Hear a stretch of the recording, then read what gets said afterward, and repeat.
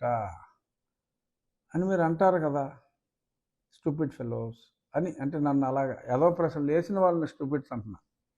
మా ప్రీతమ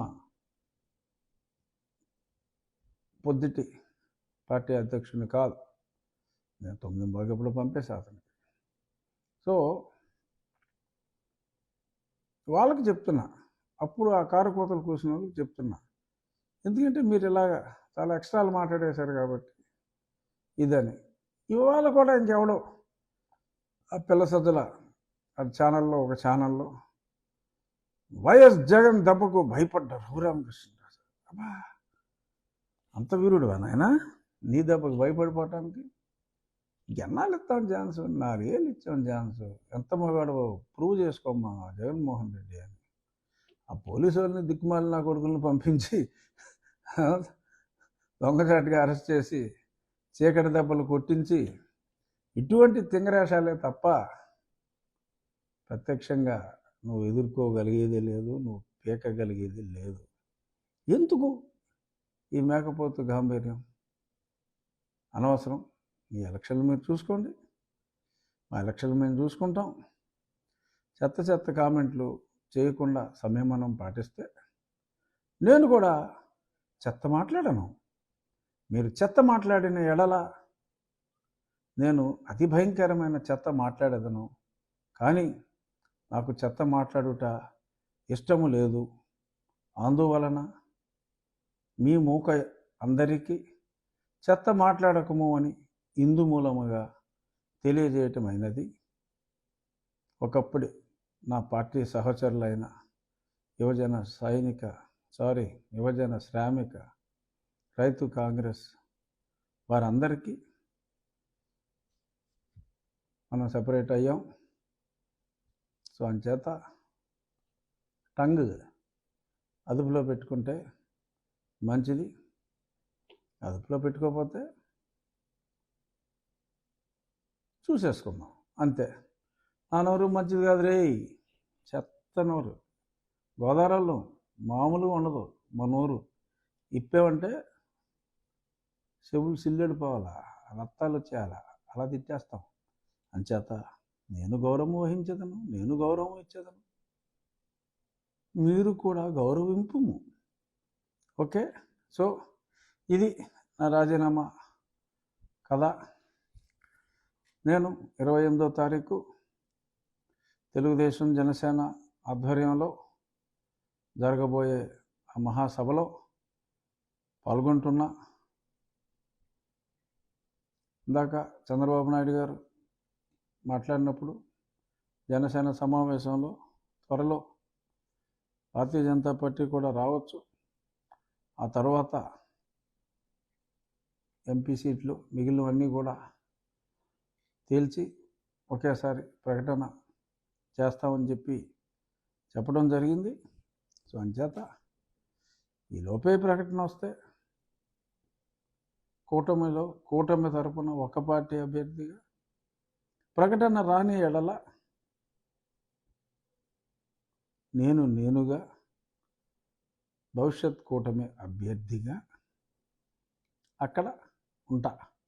బట్ 28వ తారీఖు తాడేపల్లిగూడెం పక్కనున్న ప్రత్తిపాడులో జరిగే ఆ బహిరంగ సభ చంద్రబాబు నాయుడు గారు, పవన్ కళ్యాణ్ గారు పాల్గొనబోయే ఆ బహిరంగ సభ అత్యంత విజయవంతం చేయాలని కుళ్ళు ఏడ్చేసేలాగా, తాడేపల్లి వాళ్ళు కుళ్ళు ఏడ్చేసేలాగా, ఎంతమంది జనం వచ్చినా రాని జనం, వెళ్ళిపోయిన జనం అని వైసీపీ మీటింగ్ ఫోటోలు అవే పెడతారు. ఏమి ఫరక్ పడక్కర్లా, మన పని మనం చేసుకుంటూ ముందుకెళ్ళిపోదాం. ఇందాకే టీవీలో చూసా, పాప సజ్జల గారు ఆయన విలాపం చూస్తే జాలేసింది. ఎంత బాధపడ్డాడో పాపం పవన్ కళ్యాణ్ గారి గురించి. 60 సీట్లు అన్నారు, 70 సీట్లు అన్నారు, ఏంటంటే 24 సీట్లు ఏంటంటే. నీకెంతురా నాయన, పోటీ చేసిన ప్రతి స్థానం గెలవాలి అనే ఒక దృక్పథంతో ఆ ఇద్దరు నాయకులు ఎవరు ఎక్కడ ఎన్ని పోటీ చేశారన్నది కాదు. ఒక స్థానం తీసుకున్నా పొత్తే అందరి సమిష్టి నాయకత్వమే. ఇది ఎప్పటి నుంచో నేను చెప్పుకొస్తున్నా. మళ్ళీ చెప్తున్నా ఈ సజ్జల గారికి, అరే భాయ్ నువ్వు ఫరక్ పడమాక, నీకేంది సంబంధం, మీకేమిటి సంబంధం, మా పార్టీలు మా పొత్తులు మేము చూసుకుంటాం, ఎందుకు ఏడుపు? మీరేం చేశారు ఇప్పుడు దాకా? 6 విడతల్లో ఒక 60 స్థానాలని మీరు అనౌన్స్ చేశారు. చాలా స్పీడ్గా చేస్తాడు జగన్మోహన్ రెడ్డి డెసిషన్ మేకింగ్. ఏంటి బొచ్చు?